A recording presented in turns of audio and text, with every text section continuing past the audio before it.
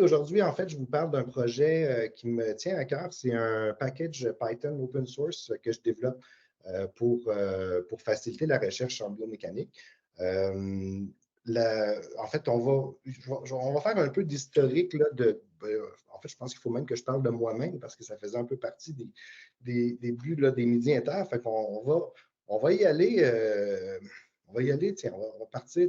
Hop, attends. À partir de ça, là, bon, ça se peut que ça soit un peu niaiseux, ma présentation, mais vous allez voir, linéairement, là, on va atteindre vers quelque chose qui va être relativement plate. Et au moment où ça va être plate, là, que vous allez vous en rendre compte, ça devrait être fini. Fait que, normalement, ça devrait être pas pire. Donc, on va commencer un peu avec parler d'un petit peu de moi. Puis vous allez voir, il y a une suite logique dans tout ça. Là, ça va dans tous les sens, mais il y a une direction.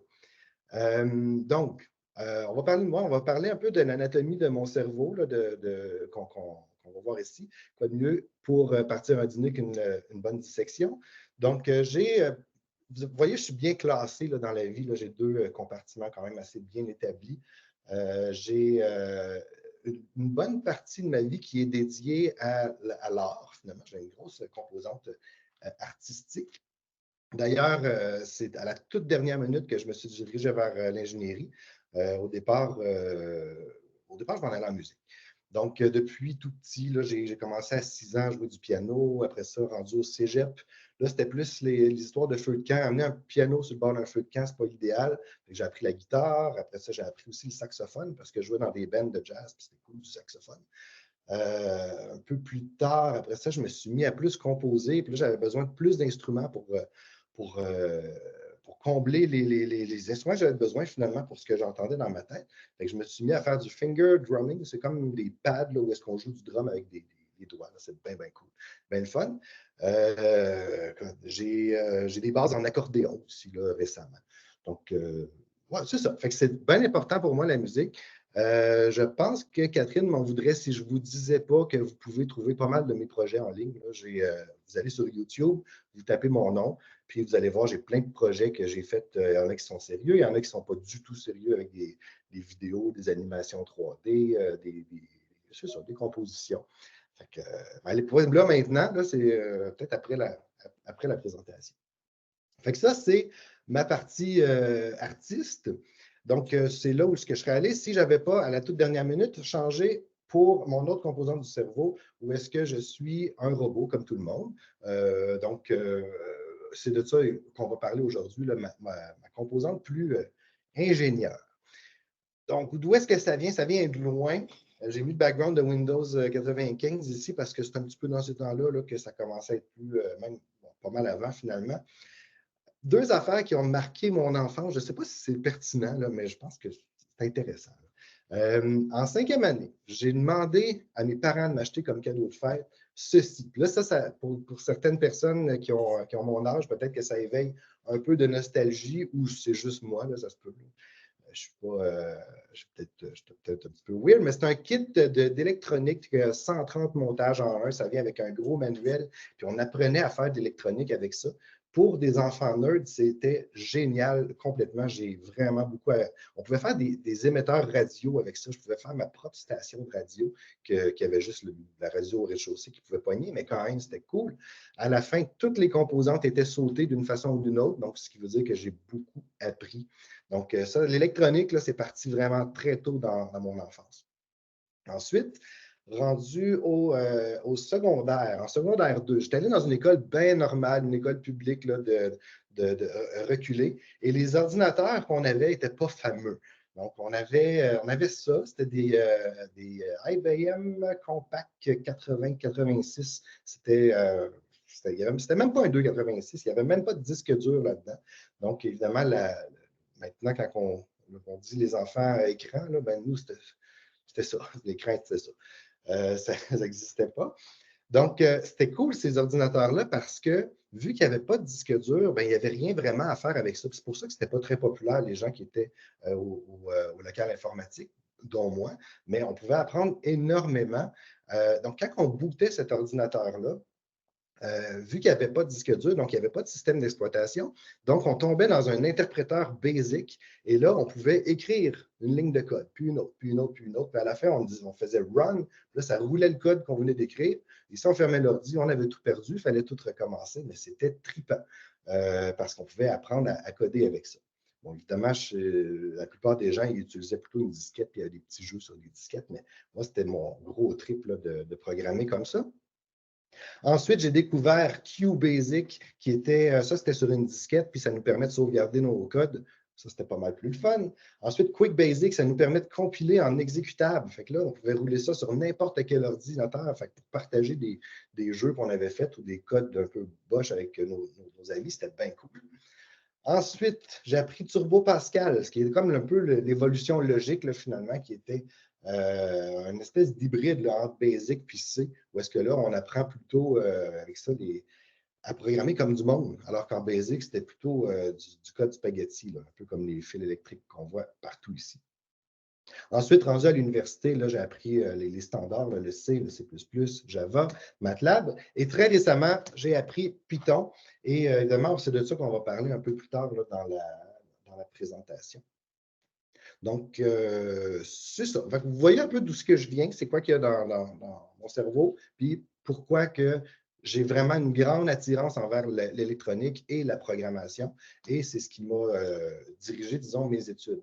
Donc, dans mon parcours universitaire, j'ai fait un bac en génie électrique à Poly, Montréal, maîtrise en microélectronique aussi à Poly.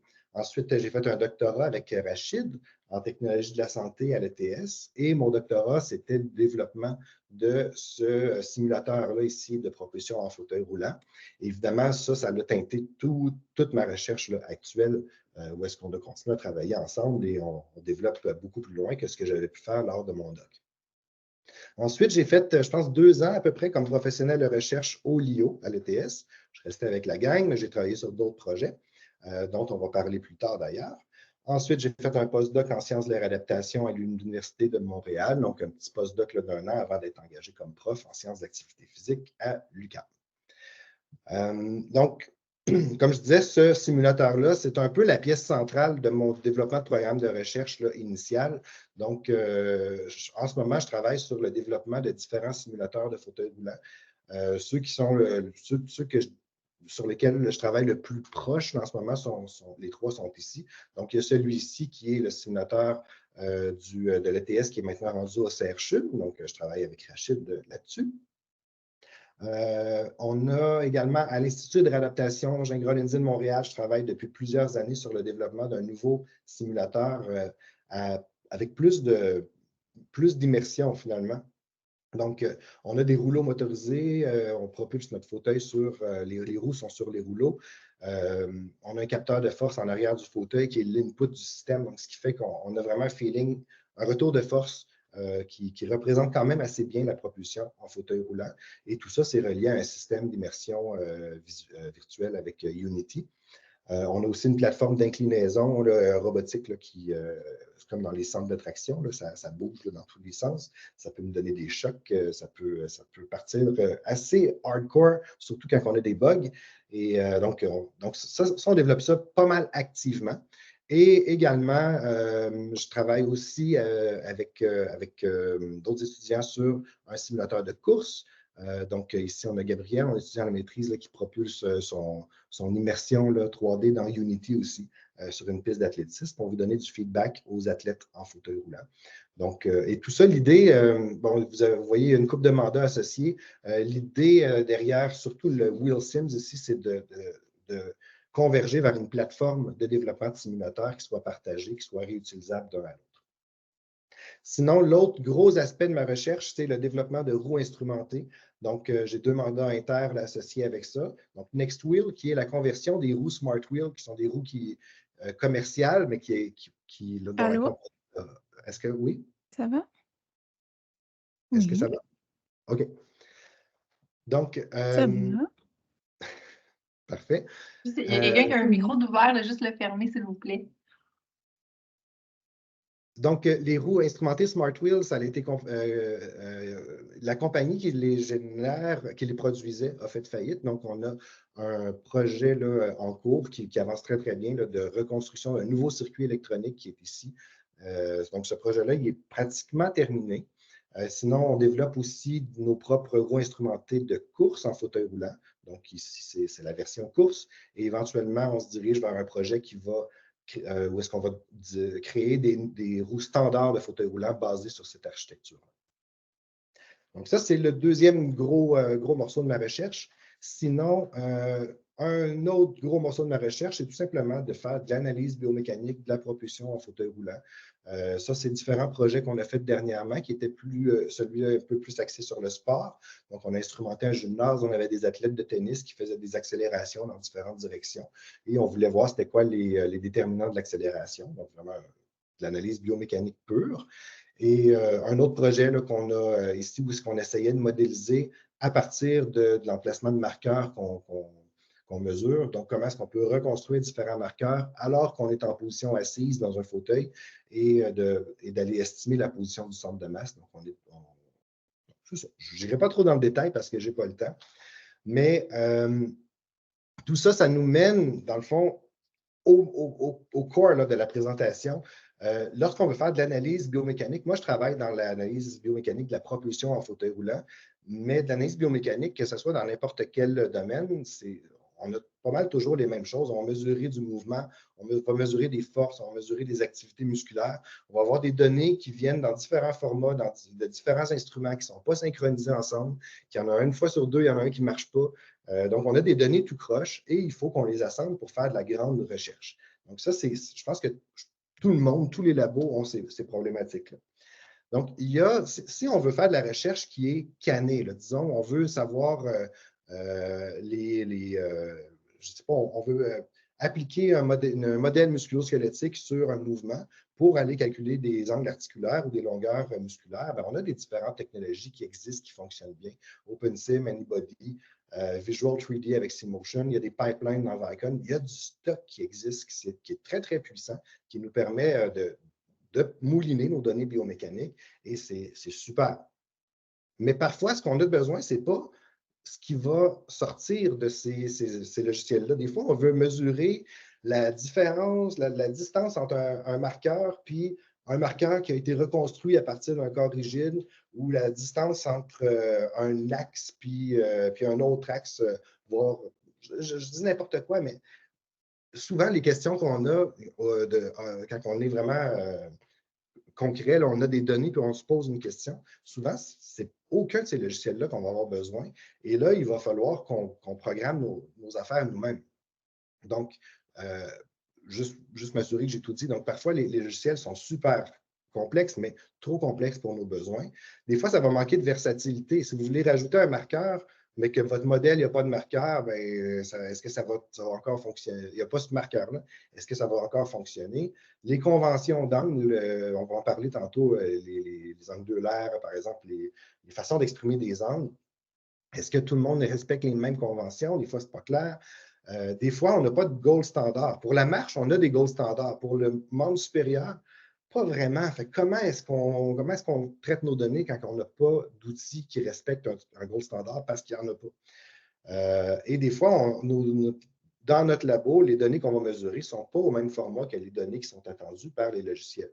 Donc, par exemple, de plus en plus, ça s'améliore, mais on a quand même, ça peut arriver souvent. Donc, ce qui arrive, c'est qu'on a un besoin qui existe, puis qu'à peu près tous les labos ont, et tous les étudiants en biomécanique ont, c'est analyser des données brutes et développer des algorithmes maison pour processer, faire un certain traitement là-dessus. Donc, quand je suis passé au LIO comme professionnel de recherche, c'était en 2012. C'était dans le temps où est-ce que le LIO était en pleine transformation avec le processus d'accréditation ISO 13485 sur les dispositifs médicaux. On était à fond là-dedans. C'était la grosse affaire. Donc, quand je suis arrivé là, on avait évidemment tous les mêmes problèmes. Il y avait des algorithmes qui avaient été développés durant les années, mais il y avait plein de versions différentes de chaque algorithme. Puis, c'était difficile de s'y retrouver. Donc, avec Gérald Parent, qui était professionnel de recherche à ce moment-là avec moi, on a décidé de démarrer un projet qui s'appelait le LIO MATLAB Toolbox, qui était là pour regrouper finalement les algorithmes de traitement de données et qui était là pour assurer la traçabilité des données brutes, assurer la traçabilité des traitements de données. Donc, quand on se ramasse 5 ans plus tard pour savoir exactement qu'est-ce qui a été fait sur les données et aussi s'assurer de la traçabilité des données traitées. Je pense que le projet a atteint ces objectifs-là. Par contre, ce qu'on s'est rendu compte, c'est que lorsqu'on essaie de faire beaucoup de traçabilité comme ça et finalement de répondre à des exigences d'un système qui est très strict, souvent on va avoir l'effet pervers d'un manque d'agilité. Et ça nous faisait en sorte que le toolbox est relativement complexe et relativement opaque. Donc, c'est difficile de s'y retrouver. Et quand j'ai finalement quitté le laboratoire pour faire mon propre laboratoire, je me suis dit, ouf, peut-être que, peut-être que je devrais garder les acquis là, de la traçabilité des données, mais séparer ça vraiment de l'algorithme de traitement de données. Donc, j'ai voulu développer plutôt un outil spécifique qui séparerait la traçabilité et les traitements de données. Et j'ai appelé ça Kinésiologie Toolkit. En fait, je trouvais qu'il y avait Arnaud Barré qui avait fait dans le temps BTK pour Biomechanical Toolkit. Je trouvais que ça sonnait bien. TK, je trouvais ça cool. Fait que je me suis dit, qu'est-ce qui sonne mieux que BTK? KTK, ah, ça c'est cool, ça sonne bien. Donc, ça, c'est le côté artiste. Là. Il n'est jamais bien loin. Donc, je me suis dit, tiens, je suis en kinésiologie, on va appeler ça Kinésiologie Toolkit. Et tout ce que ça va faire des traitements de données. Donc, pendant 5 ans, j'ai développé ça. C'est un outil qui est resté interne à mon laboratoire. Et à la fin, il était quand même assez performant. Mais plus j'avançais, plus je regardais mes étudiants aller, puis où est-ce que je me dirigeais avec tout ça. Et il y a 2 gros problèmes que je voyais, pas apparaître parce qu'ils étaient déjà là. Le premier problème que je voyais, c'est MATLAB. Donc, lorsqu'on était à l'ETS, on avait une licence MATLAB qui était extrêmement versatile et flexible. Tout le monde voulait avoir MATLAB, on l'avait, puis c'est tout, on avait toujours la dernière version. Lorsque j'étais à l'UQAM, on n'avait même pas de licence institutionnelle, donc il a fallu que j'achète des licences pour mon laboratoire. Mais là, les étudiants voulaient travailler sur leur laptop, puis je ne pouvais même pas les faire travailler à cause des histoires de licence. L'autre chose que je me suis rendu compte également, c'est, puis ça, on s'en était déjà rendu compte durant plusieurs années, c'est la difficulté de prendre un étudiant qui n'a jamais programmé et de lui faire programmer de la biomécanique. Même si on a le meilleur des toolkits possibles, c'est super complexe d'apprendre toutes les skills nécessaires pour se rendre au point d'être capable de faire vraiment du traitement de données. Donc, à la fin, on se dit, est-ce que c'est un peu un tout ça pour ça? Donc, je me suis mis à avoir 2 autres besoins finalement, puis j'étais hors de question d'abandonner. Donc, les 2 autres besoins, c'est d'avoir un outil qui est accessible. Avoir besoin d'une licence MATLAB, ça limite l'adoption de l'outil. Et ça, je n'ai même pas parlé du fait qu'à un moment donné, j'ai voulu acheter un toolbox supplémentaire. Il aurait fallu que je réachète toute la gamme de toutes les licences de tout ce que j'avais. Je ne pouvais pas acheter juste le toolbox que je voulais. Ça m'a donné un petit goût amer qui m'a fait pousser finalement loin de MATLAB. Et l'autre besoin, c'est justement le besoin de formation. Donc, plusieurs étudiants et plusieurs chercheurs ont une formation limitée en programmation. Qu'est-ce qu'on fait avec ça? Et c'est là, donc, que j'ai décidé, pour ces 2 raisons-là, de développer l'outil Kinetics Toolkit. Donc, j'ai gardé le KTK parce que je trouvais que ça sonnait vraiment cool, mais je l'ai changé pour Kinetics parce que c'est plus large que de la kinésiologie. C'est tout ce qui a rapport au mouvement. Je trouvais ça bien joli. Fait un petit logo, puis là, on est parti. Donc, l'idée de ce projet-là, donc j'ai démarré ça en 2019, donc ça fait déjà 5 ans, et ça grossit, c'est un beau projet. Donc, l'idée de ce projet-là, initialement, c'était un package Python, c'était uniquement ça, un package Python en code ouvert qui permet de simplifier le traitement de données en biomécanique. Pourquoi Python? Parce que c'est l'outil de remplacement de MATLAB. C'est de plus en plus vers là qu'on s'en va. Moi, je le voyais venir, Python, j'avais hâte de pouvoir trouver un prétexte pour l'apprendre. Donc, je me suis dit, OK, je saute et je change tous les algorithmes que j'ai développés, je switch ça vers Python. Ça n'a même pas été si compliqué, c'est ça qui est assez spécial. Et là, tous les problèmes de licence disparaissent. On a juste à installer un logiciel open source qui est à la Miniconda, en fait. Là. Je vous montrerai tantôt. On écrit une commande et c'est fini. Tout est installé. C'est vraiment intéressant pour les étudiants qui n'ont rien à acheter. Et l'autre aspect, donc l'aspect formation, ben, c'est accompagné d'un livre électronique que j'ai appelé Biomechanical Analysis Using Python and Kinetics Toolkit, qu'on va pouvoir voir sur le site web là, de Kinetics Toolkit tantôt. Donc, c'est ces deux ressources-là. Et depuis 2022, l'outil, j'y ai mis un truc, c'est un outil local. Donc, quand on l'utilise à la maison, c'est complètement local, mais il y a un petit ping sur le serveur pour voir s'il y a des mises à jour critiques. Donc, moi, quand j'ai un petit ping, ben, ça me permet de voir les adresses IP qui l'utilisent. Fait que j'en profite pour me faire des petites stats d'utilisation. Et vous voyez, dans 2 ans, là, de 2022 à 2024, il y a quand même eu une hausse là, progressive de l'utilisation du toolkit dans le monde. Il y a vraiment beaucoup de pays différents que je n'aurais pas pu m'attendre, mais ceux qu'on peut voir le plus, c'est ceux-ci, donc la France, l'Allemagne, le Canada, les États-Unis, les Pays-Bas. Donc, c'est là qu'on voit le plus d'utilisation du toolkit. Donc, ce n'est pas des grosses utilisations, ça, c'est le nombre d'utilisateurs fois jour dans un mois. Donc, ce que ça veut dire, c'est qu'en mars, on a eu à peu près 350 utilisations. Donc, à peu près, ça veut dire à chaque jour, il y avait 12 personnes dans le monde qui utilisaient activement le toolkit. Ce n'est pas beaucoup, mais c'est niché. Puis moi, je me dis, ben, regarde, ces 12-là, je les ai aidés d'une certaine façon. Fait que ça me légitimise dans ce projet-là et ça m'encourage énormément. Ce qui est intéressant à voir ici, en orange, c'est les Pays-Bas. À l'Université de Groningen aux Pays-Bas, il y a un programme de maîtrise en sciences du sport et sciences du sport et en sciences du mouvement. Et il y a un cours obligatoire à cette maîtrise-là qui est le cours de biomécanique. Et dans ce cours-là, ils doivent apprendre par eux-mêmes à faire des acquisitions en 3D avec un système Vicon. Ils doivent développer un projet où est-ce qu'il faut qu'ils calculent au moins un angle articulaire en 3D. Puis ils sont vraiment, on leur donne des ressources et il faut qu'ils s'arrangent. Donc, dans les ressources officielles qui sont données, il y a ce toolkit-là et ils finissent tous par l'utiliser finalement à la fin. Fait que ça a l'air vraiment de répondre à leurs besoins. Puis c'est pour ça qu'on voit que c'est vraiment en septembre que ça commence. Puis le deadline de remise du rapport, il est probablement vers la fin de octobre. Fait que c'est drôle de voir ça. On peut voir aussi sur le nombre de visites sur le site web, là, ça continue à grandir là, tout le temps. Fait que moi, je me dis, bon, il y a quelque chose là.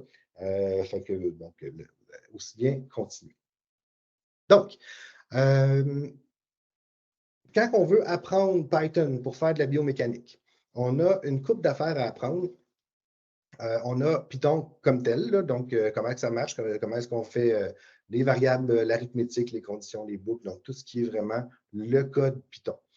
Un coup qu'on a appris Python, une des choses qui est assez intéressante quand on veut faire de la recherche en biomécanique, c'est d'apprendre Matplotlib. Matplotlib, c'est ce qui permet de générer des courbes. C'est très, très similaire à MATLAB. Donc, on va voir plot, X-label, Y-label, grid, toute figure. C'est un clone de MATLAB pour les figures là, accessibles sur Python. C'est bien beau créer des figures, mais des fois, ce qu'on veut, c'est faire des traitements sur des matrices de données, sur des listes de données, des arrays finalement. Et pour ça, on va utiliser un package qui s'appelle NumPy. Et là, ça nous permet de faire des opérations un peu à la MATLAB. Finalement, c'est un peu NumPy qui amène à Python le concept de array, puis où est-ce qu'on peut vraiment faire des traitements sur des matrices. Et après ça, pour faire de l'interaction avec différents fichiers, très souvent, on va utiliser Pandas parce qu'il est capable de lire, d'écrire des CSV, des fichiers texte, des fichiers Excel. Donc, c'est comme, disons, les 4 bases qu'on a besoin pour programmer de la science, finalement, en Python. Donc, évidemment, pour former quelqu'un qui n'a jamais programmé à être capable de faire du traitement de données, bien, il faut qu'on aborde au moins ces 3-là. Pandas, un petit peu moins, mais ces 3-là, définitivement. Et c'est là qu'on va aller sur le site web. C'est cool parce que je vais pouvoir vous voir un peu. Yes. J'ai pu ma présentation, presenter view. Donc, si je m'en vais ici, vous voyez, si vous allez sur kineticstoolkit.ucam.ca, ça vous mène sur le site web ici. Et dans le menu à gauche, vous avez le fameux livre. C'est vraiment des chapitres. Là, vous avez une partie Part 2, Part 3, avec différents chapitres. Dans le fond, le best, c'est d'y aller une étape à la fois. Si vous ne savez pas trop où partir, vous voyez, j'ai jamais programmé en Python ou je sais déjà faire de l'analyse biomécanique en Python. J'ai utilisé MATLAB, donc vous cliquez sur votre situation, puis ça vous dit où partir. Et donc, si vous n'avez rien fait, ben, vous allez commencer avec l'installer. Donc, comment l'installer? Après ça, Spyder, c'est l'outil, l'environnement que je suggère d'utiliser. C'est pas, on peut utiliser n'importe quoi, mais c'est un outil qui ressemble à MATLAB, donc qui est aussi qui s'installe avec une ligne de commande et on est réglé. Donc, comment est-ce qu'on fait pour écrire du code dans la console? Comment est-ce qu'on fait pour écrire un script? Rouler une commande à la fois. Donc, la base là, pour commencer à programmer. Un coup qu'on a fait ça, mais là, on peut passer à la deuxième partie qui est Learning Python for Biomechanics. Donc, c'est quoi le langage Python? Donc, on pourrait aller voir comment est-ce qu'on fait des fonctions, donc la syntaxe d'une fonction. Vous voyez, c'est cute, là, ça ressemble à quelque chose qui se lit bien. Puis en général, les commentaires sont assez positifs. Je dis que c'est un livre, il n'y a aucun livre où il n'y a pas d'exercice. Donc, mettons, si vous regardez dans la section Python Basics Arithmetic, donc comment est-ce qu'on fait des calculs, ben, vous pouvez, voyez, ici, comme exercice, taper une ligne qui fait ce calcul-là. Vous pouvez voir ici la réponse. Donc, ici, c'est des exercices qui sont de plus en plus axés sur la biomécanique au fur et à mesure qu'on avance. Donc ici, comment calculer la vitesse à partir de timing gate. Donc, on a ces variables-là. Ici, c'est la réponse. Donc, on peut comme ça, ben, finalement, y aller étape par étape puis apprendre progressivement. Si on s'en va un petit peu plus loin, j'ai parlé tantôt, donc on peut faire ça pour tout le langage Python. Tout ce qui est nécessaire, finalement, est là. On a la liste des différents exercices de ce chapitre-là à la fin qu'on peut aller faire. Ensuite, j'avais parlé de Matplotlib. Donc, si on s'en va dans Matplotlib, comment est-ce qu'on fait pour faire des courbes comme ça? Donc, c'est un chapitre complet là-dessus, avec encore là des exercices. Donc, par exemple, on a ces variables-là et on veut écrire un code qui va générer cette figure-là. Comment est-ce qu'on fait? Donc, vous le faites de votre côté et vous avez la réponse ici, ainsi de suite.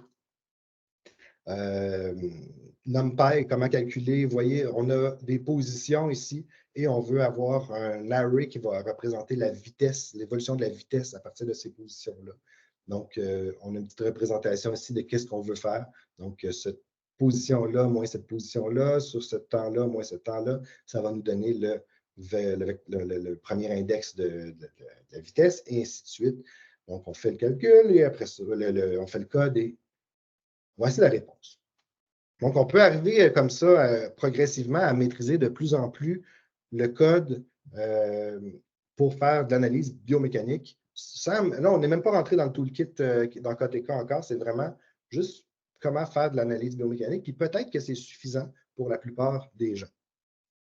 Maintenant, si on s'en va un petit peu plus loin et qu'on veut faire de la biomécanique un peu plus avancée, ben là, c'est là qu'on va avoir toute l'aide du toolkit comme tel. Puis je vais, un peu plus tard, dans la présentation, on va voir ça un peu plus dans le détail.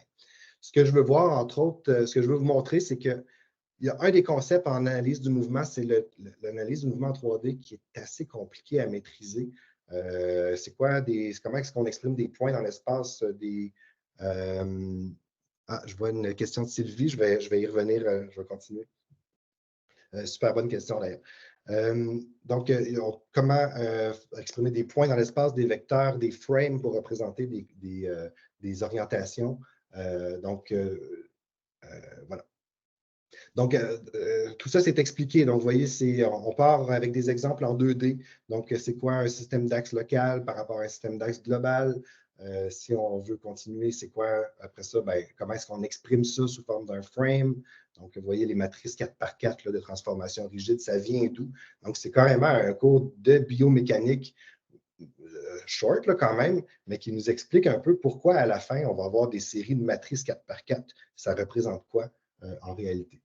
Ensuite, quand on veut exprimer des angles, extraire des angles, ça, c'est toujours complexe. Donc, des angles 2D, ça va, mais les angles en 3D, comment que ça fonctionne? Donc, c'est bien beau quand on a juste un axe, mais quand on a plusieurs axes, bien évidemment, là, on rentre en jeu les séquences de rotation, donc les angulaires, comment que ça fonctionne, comment telle séquence va affecter l'orientation finale. Donc, tout ça pour qu'à la fin, l'idée, j'ai oublié de mentionner, mais l'idée de tout le toolkit, c'est de s'assurer de ne pas donner des tout crus dans le bec aux étudiants. On veut que l'étudiant ait des outils pour avancer, mais qu'il soit en contrôle de ce qu'il fait, en contrôle de ses données, puis qu'est-ce que ces données veulent dire. C'est pour ça que des fois, on va se dire, ouais, mais pourquoi ça, c'est pas programmé? C'est pas programmé parce que c'est expliqué sur le site, c'est encore bien mieux, là, souvent. Voilà pour ça. Fait qu'encore là, bon, vous avez différents exercices qui peuvent être faits. Ensuite, lorsqu'on veut utiliser le toolkit, ben là, en fait, vous avez plein de tutoriels ici. Puis je vais vous faire une petite introduction. Mais après ça, quand on veut les références, ben vous avez toutes les classes, les fonctions qui sont là. Donc, le time series, comment ça fonctionne, les différentes méthodes qu'on peut utiliser sur un time series. Si vous arrivez ici, ça vous donne, vous avez des exemples. Donc, la documentation même du toolkit est assez avancée. Donc, je vais retourner dans ma présentation. Attends, mais en fait, je vais déjà, dans le chat, là, j'ai vu Sylvie qui avait mis une question. Il y en a-tu d'autres? OK, non, il y en a juste une. Sylvie, tes calculs ont-ils été validés? Ouais. Fait que next, non, c'est pas vrai. Donc, l'idée, quand je parlais de l'IOMT un peu plus tôt, ici, ce qu'on avait développé au LIO. Vous voyez ici, ISO 13485, là, ça l'a pas juste amené de la complexité, ça l'a amené énormément ça nous a ouvert les yeux sur la qualité, finalement, l'assurance qualité lorsqu'on fait du développement logiciel, entre autres. Donc, je suis très, très, très fier de ce qu'on a fait avec l'IOMT et c'est les différentes habitudes qu'on a développées en développement, je les ai amenées dans le Kinetics Toolkit. Donc, il n'y a aucun feature qui n'a pas de test. En fait, normalement, à chaque fois que je vais développer un feature, ça va dans l'ordre. La première chose, c'est je fais l'exemple de comment est-ce qu'on va utiliser le feature avant même qu'il existe. La raison pour faire ça, c'est de se dire, ben, finalement, ça a-tu du sens? Si ça n'a pas de sens de le faire, ou qu'on se dit, ouais, ça ne fit pas. Donc, on a déjà un use case. Donc, si je sais déjà comment je vais l'utiliser, alors je peux le documenter. Donc, je documente le feature. Un coup que je l'ai documenté, là, je peux faire son test. Si j'ai documenté, je veux qu'il fasse ça. Alors, à ce moment-là, je peux programmer son test. Puis quand son test est fait, là, je programme le feature. Donc, à la fin, ben, si le test il roule, ben, ça veut dire que le feature marche. Donc, il n'y a aucun feature qui n'a pas de test. Puis, c'est des tests, là, dépendamment des tests, des fois, il y en a qui sont très simples. Si on a des transformations géométriques, ben, c'est de l'algèbre linéaire. Donc, les tests sont relativement simples à faire. Si, par contre, on a c'est des tests qui sont basés sur des vraies données, des vraies données de propulsion, des choses de collecte du mouvement, des fois, les tests vont être plutôt du genre, moi, avec mon œil de chercheur, je vois qu'il y a de la logique là-dedans. Et après ça, le test, c'est un test de non. Alors, je n'ai pas le mot dans la tête, mais c'est pour s'assurer que à chaque fois qu'il va y avoir des nouvelles versions du code, ça donne toujours les mêmes résultats. Donc, je n'ai pas brisé quelque chose, puis je ne m'en suis pas rendu compte. Donc, dépendamment de comment que le feature est testable, finalement, là, ça va être ça. Donc, voilà. Good. On va continuer la présentation ici. Et là, je vais malheureusement vous perdre, mais ce n'est pas grave. OK. Donc, on veut utiliser KTK. Qu'est-ce qu'on fait? Comment que ça rentre dans un workflow? Donc, ici, j'ai mis juste un exemple, mais quelque chose qui arrive très, très souvent. On veut charger un C3D et ben, on veut le jouer avec. Donc, on a une fonction readC3D qui va prendre un fichier C3D et qui va créer une time series avec. On va voir un peu le contenu de la time series tantôt, mais c'est la base, c'est l'unité de base dans KTK. Ça utilise le code de Benjamin Michaud qui est EasyC3D. Donc, merci Benjamin. Je n'ai pas vu s'il est là ou pas, mais extrêmement important pour tout ce code-là. Donc, une fois qu'on a du time series, là, on peut travailler. On peut aussi ouvrir d'autres types de fichiers. Si on veut, par exemple, on a des fichiers CSV, des fichiers de texte, des fichiers Excel, des fichiers de n'importe quoi, bien, là, on va passer par d'autres features. Je ne vais pas développer les façons d'ouvrir tous les fichiers du monde parce que ça existe déjà. Donc, j'ai parlé de Panda tantôt. Bien, avec Panda, on a une fonction qui s'appelle Read CSV, on a Read d'Excel. Donc, il y a plein de choses qu'on peut faire avec Panda. On peut écrire notre propre script aussi.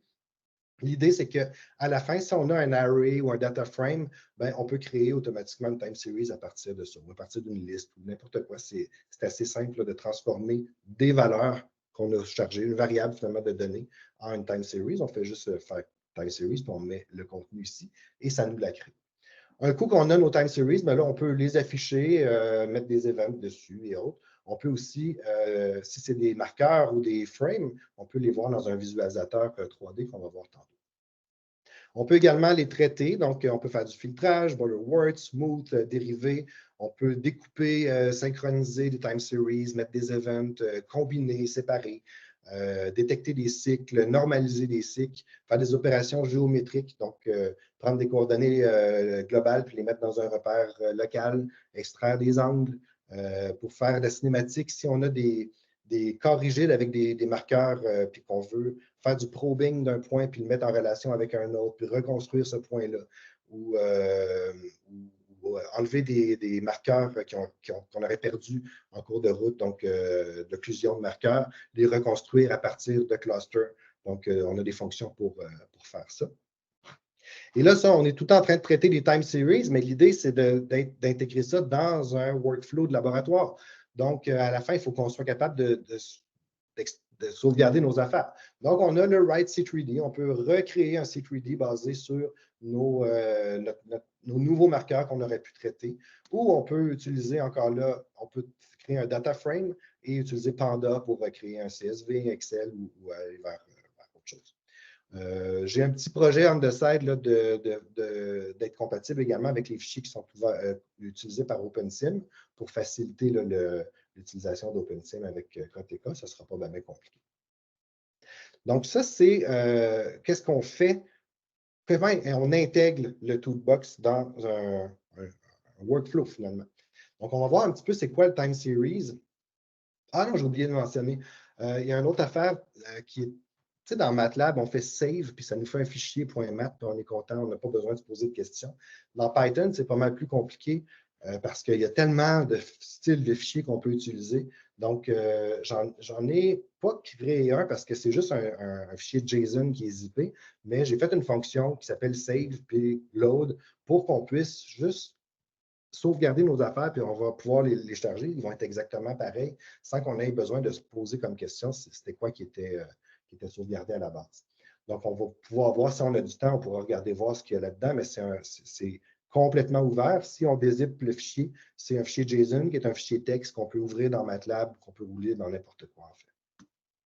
Donc, une time series, qu'est-ce que c'est? C'est une classe où est-ce qu'on va avoir un array pour le temps, on va avoir des données qu'on va pouvoir mettre. On va pouvoir mettre des informations sur le temps, des informations sur les datas. Souvent, ça va être des unités. Et des listes d'événements. Donc, pour en créer une très rapidement, là, vous voyez, j'ai fait TS, j'ai créé une time series et là, j'y ai dit, bon, son temps, ça va être de 0 à 100. Je vais avoir une donnée qui va être le sinus du temps, l'autre, ça va être le cosinus, l'autre, ça va être du random, une variable à 3 de large. Donc, vous voyez, puis si je fais un plot, on peut avoir tout de suite là, le contenu de la time series. Donc, ça, c'est la time series comme telle. C'est pas, à la base, c'est un contenant, puis le contenant, il est relativement logique. Ceci dit, comme on a vu tantôt, si on s'en va dans l'API reference, on a plusieurs fonctions qu'on peut utiliser. Donc, par exemple, on pourrait utiliser la fonction add_event pour aller ajouter des événements dans notre time series. Ici, j'ai rajouté un événement qui s'appelle start à 2 secondes et stop à 8 secondes. Puis si je fais un plot, on voit les events qui sont ici. Et un coup qu'on a rajouté des events, ben là, on peut aller séparer notre time series, la splitter d'un event à un autre. Donc, si je fais get time series between events start and stop, vous voyez, toutes les données avant et après, ils ont été coupées. Donc, quand on fait de l'analyse de cycle, ça, c'est ultra intéressant. C'est facile. Vous avez juste à choisir le cycle que vous voulez. Puis, vous travaillez juste sur ces données-là. Puis après ça, vous allez vous extrayer une autre time series pour le cycle d'après, etc. J'ai des petites démos qu'on pourra faire tantôt si ça vous intéresse. Je vais juste finir avec ça sur mon PowerPoint. Il y a également dans le toolkit une manière de développer des extensions. Donc, le toolkit, il est fait pour être le plus générique possible. Mon idée, c'est que à chaque fois que je développe un feature, je me dis, est-ce que ce feature-là, il est utile pour la grande majorité des laboratoires de biomécanique? Sinon, si c'est juste pour mes propres besoins, ça ne va pas dedans. Donc, à ce moment-là, on peut faire des extensions. Vous voyez ici, il y a une extension qui est Push Rim Kinetics. C'est pour traiter des données de roues instrumentées de fauteuil roulant. Super spécifique. Donc, il y a l'extension, elle existe. C'est très facile de l'installer. Encore là, c'est une commande, pip install avec quelque chose, là, et ça l'installe. On voit que si on clique dessus, ça nous explique comment le faire. Et on peut également, il y a toute une partie pour comment développer des extensions. Donc, si jamais un labo voudrait étendre finalement le fonctionnement du toolkit et partager leurs affaires, plutôt que de dire tu ne veux pas rentrer mon code dans ton toolkit, là, ça fait de la chicane et tout.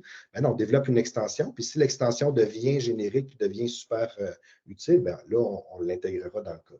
Donc, d'ici les prochaines années, il n'y aura pas de nouveaux features dans le toolkit qui ne va pas passer par être une extension en premier. Et un coup que l'extension est bien testée, bien utilisée, puis qu'on se dit, OK, ça devient un feature, là, l'extension va être intégrée dans le code. Bon, si on voulait citer le papier de Kinetics Toolkit est ici, si jamais vous l'utilisez, vous avez des coordonnées ici là, pour suivre le projet, me suivre, etc. Donc, ça termine mon PowerPoint. J'ai quand même préparé des démonstrations qu'on peut faire. Puis je pense qu'on a le temps, mais avant, je vais peut-être demander si vous avez des questions, puis peut-être orienter un peu les démos vers ça. Fait que, je ne sais pas si on lance ça tout de suite. Là. Merci, Félix. Il y avait 2 questions dans le chat. OK, je vais aller voir ça. Es-tu seul à contribuer à la documentation? Elle est magnifique. Ah, ben merci beaucoup. Oui, pour ça, c'est vraiment un projet personnel. Quand je parlais de mon cerveau d'artiste, ouais, j'y en mets un petit peu là-dedans aussi. Ça me fait du bien qu'elle soit belle. Puis je pense que ça fait en sorte qu'elle est intéressante à lire également. Fait que, merci pour le commentaire.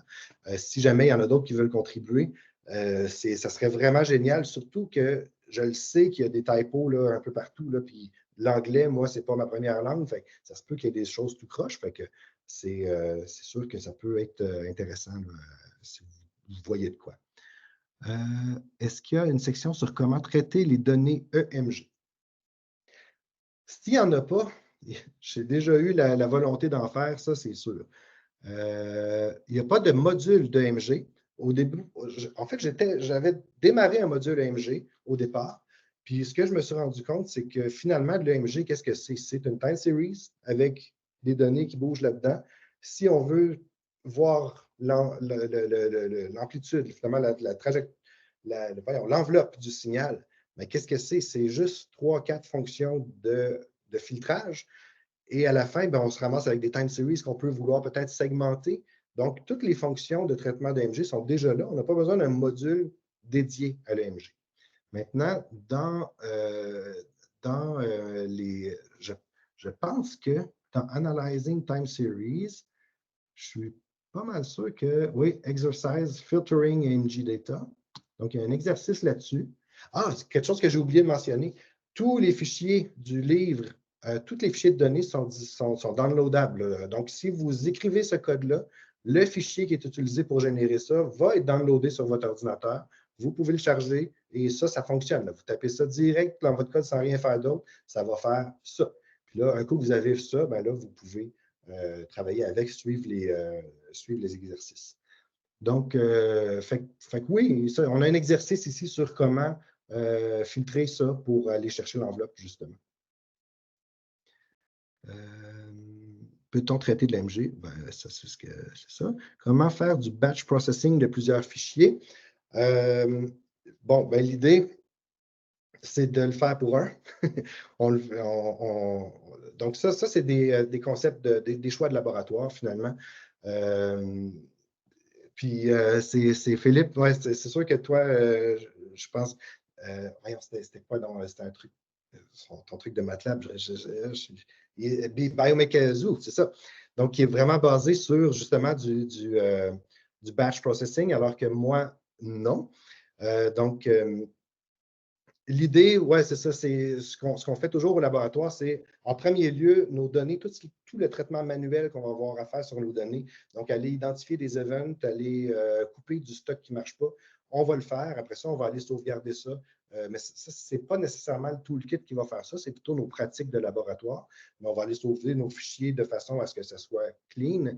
Et après ça, on va faire un code qui va faire le traitement sur un des fichiers. Un coup qu'on est sûr que ça marche, ben là, c'est un for loop, là, puis on batch process comme ça. Merci, Yosra, pour le commentaire. Donc, moi, ce que je pense, c'est qu'il reste encore justement un petit peu de temps. Puis ça m'intéresse de vous présenter un peu juste des petits use cases très, très rapides. Donc, vous voyez ici, là, je pars d'une console qui est complètement vide. Donc, premièrement, on importe nos affaires. Ensuite, ben, on peut, vous voyez, tantôt, je parlais de doc.download. Ici, on va aller télécharger un exemple. Et ça nous donne TS1. Vous voyez, j'ai un time, j'ai des data. Fait que si je fais TS1.data, qu'est-ce que j'ai là-dedans? J'ai des forces, j'ai des moments. C'est des arrays de 5000 données, des vecteurs de 4. C'est ça. Donc, après ça, si je veux, je pourrais faire un plot. Et là, ça me montre ça. C'est des données de propulsion de fauteuil roulant ici. Ça, c'est un impact qu'on a fait, un coup de synchronisation. On a tapé sur les roues pour. C'est ce qu'on voudrait que ça devienne notre temps zéro. Et ça, ce sont les forces. Donc, déjà, pour calculer des nouvelles données, là, j'ai des forces ici. Bien, je pourrais vouloir avoir la force totale. Donc, comment est-ce que je fais ça? Bien, ici, si vous savez, je travaille avec NumPy, bien, vous allez reconnaître ça ici. Là. Je prends les forces, j'ai mis au carré, je fais l'addition sur le deuxième max, je fais la racine de ça et j'assigne ça maintenant dans le data de mon TS1. Fait que si je roule ça, vous voyez, maintenant, j'ai ma force totale qui est en pointillé. Maintenant, si je veux éditer des events, donc je peux utiliser UI Edit Event. Il y a quelques fonctions interactives comme ça. Donc là, j'ai vraiment des cycles ici de propulsion. Donc, je pourrais aller zoomer là, pour m'aider un petit peu à bien viser. Et puis là, ben, si je veux, je peux faire un Add Event Push. Et puis, je vais aller cliquer où est-ce que je vais mettre le push. Puis, vous voyez qu'il s'est comme rajouté dans la liste des events que je peux faire. Donc, là, je le fais rapidement, juste pour vous montrer un petit peu. On va mettre des recovery. Juste pour vous montrer un petit peu hop, là, j'ai mis un push, je me suis trompé. On va faire Remove Event. Je vais aller cliquer dessus. Voilà, il est parti. Recovery. C'est un petit peu clumsy, mais c'est vraiment pratique. Ça fait la job. Donc, si je fais un Save and Close, là, en ce moment, j'ai fait un TS2. Vous voyez, j'ai une liste d'events aussi là, qui vient d'apparaître avec chacun des temps et les comme ça. Je peux faire aussi la synchronisation. Donc, je disais tantôt, ça, c'est mon coût de synchronisation. Je voudrais qu'il soit le temps zéro. Donc, j'ai une fonction UESync qui me permet de dire, je veux que ça soit mon zéro. Donc, vous voyez, maintenant, c'est zéro, puis tous mes temps vont être adaptés en fonction de ça. Donc, si vous avez plusieurs instruments de mesure, vous avez quelque chose dans la time series où est-ce que c'est votre temps zéro, ça vous permet d'avoir des time series qui sont synchro. Et après ça, vous pouvez les resampler, les merger ensemble, enlever du stock, rajouter du stock. Ça, je ne vous montrerai pas comment faire ça tout de suite. Un coup qu'on a des events, regardez ce qu'on peut faire ici. Je veux garder tout ce qu'il y a après la première poussée. Donc, il n'y a plus rien avant. J'ai juste ce qu'il y a après. Ou bien, je veux garder tout ce qu'il y a après push, mais après recovery. Donc, le premier push, et le quatrième recovery. Donc, vous voyez, là, j'ai juste les poussées qui sont ici, fait que je peux faire du traitement comme ça. On parlait de save load, donc si je fais un Codega.save ici, j'ai oublié de me mettre sur le démo. Je vais le refaire ici. Donc, ça me crée un fichier zip. Mon fichier zip ici, c'est carrément un data.json, metadata.json. Donc, si on ouvre ça, vous voyez, c'est les données qui sont directes, là, on les charge, puis c'est tout là, avec le logiciel de votre choix. Je vais super vite, là, je sais bien, mais bon, on a le temps qui file. Pour exporter vers Excel, on fait data frame. Ici, on fait un data frame et on peut exporter vers Excel. Moi, je vais le faire pour le fun. Donc, si je reviens ici, normalement, j'ai fermé ma fenêtre. Bon, c'est pas grave. De toute façon, c'est exporté vers Excel. On va passer, juste parce que j'ai d'autres questions, je veux juste montrer le player, comment il fonctionne. Donc, dans cet exemple-là ici, j'ai des marqueurs que je peux charger d'un essai de course en fauteuil roulant. Puis, on a un outil player qui permet comme ça en 3D de voir les marqueurs, zoomer, etc. Je peux faire play, je peux changer la vitesse. Et le player il est complètement scriptable aussi dans la nouvelle version. Donc, si je veux, je peux dire player.backgroundColor est égal à white. Là, on est rendu avec quelque chose qui peut être plus. Bon, c'est plus à votre goût. Si on veut les différentes vues, donc vue avant, arrière, de côté, on peut les vues orthogonales. Donc, c'est ça. Il y a pas mal de stock. Si on veut, on peut mettre des interconnexions également. Donc, si je veux relier des marqueurs pour le bras, l'avant-bras. Donc, on peut l'avoir ici. Ça permet de mieux isoler les différents, les différents segments. Après ça, on peut créer des frames. Je vais vraiment très rapidement parce qu'il reste juste 4 minutes. Là. Mais vous voyez ici, j'ai fait des frames qui vont nous permettre d'aller calculer des angles de l'air entre les segments. Donc, ce n'est pas très complexe, vous suivez l'aide directement. Félix, excuse-moi, oui. Est-ce que je peux te poser une question? Oui, j'arrête de toute façon de parler, j'ai fini. C'est vraiment intéressant, merci beaucoup pour ta présentation. Je pense que l'outil, il a vraiment énormément de cas d'application dans le cadre pédagogique, puis dans certains cas de recherche aussi, ça a vraiment de l'intérêt. Moi, de mon côté, j'ai plutôt des applications en recherche biomécanique du côté de la modélisation plus que l'analyse des données expérimentales. Je sais que tu as fait quelques développements pour aller dans des directions, pour questionner des modèles, un petit peu comment est-ce qu'on va vers des questions un peu plus avancées en termes de modélisation biomécanique. Où est-ce que tu vois l'évolution de Kinetic Toolkit? Est-ce que tu veux t'arrêter finalement plus à de l'analyse expérimentale ou aller un peu plus loin vers de la modélisation? Comment tu vois ça? Je vais pas. Je vois exactement ta question, où est-ce qu'elle est. Moi, je vois, tu sais, je parlais d'extensions. Les extensions, parmi les différentes extensions que je vois, je verrais différents wrappers vers différents logiciels qui permettent de faire cette analyse-là, donc pour passer d'un à l'autre rapidement. Donc, c'est quelque chose que je veux faire depuis longtemps avec OpenSim, d'ailleurs, puis on a commencé. Donc, l'idée, c'est de. On a OpenSim qui marche, qui est développé à Stanford, ils ont de l'argent et tout. Pourquoi est-ce qu'on voudrait recréer ça? Non, il y a plein de raisons pour qu'on voudrait le faire, mais moi, je n'ai pas de raison. Donc, je veux plutôt l'utiliser. Donc, si je peux rester dans l'environnement Python, avoir quelque chose qui est compatible avec la façon de représenter nos marqueurs, les time series et tout, mais qui va faire les étapes de scaling, puis de lancer les analyses à l'extérieur, dans le logiciel extérieur, et qui reprend les données dans un format, encore là, qui est relativement simple, je pense que le tour est joué. Là. Ouais, de manière plus simple, en modélisation, on a des questions simplement des fois en cinématique inverse pour calculer les angles, ou même juste de la dynamique inverse. Ce n'est pas forcément des notions très avancées de modélisation, mais qui peuvent servir à la communauté biomécanique. C'était Oui. plus vers ces aspects-là, excuse-moi. OK. Je me demandais. Je comprends.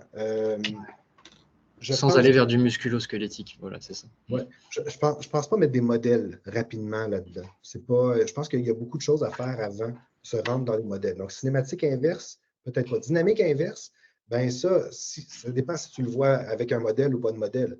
Là, on peut déjà en faire pas de modèle, il n'y a pas.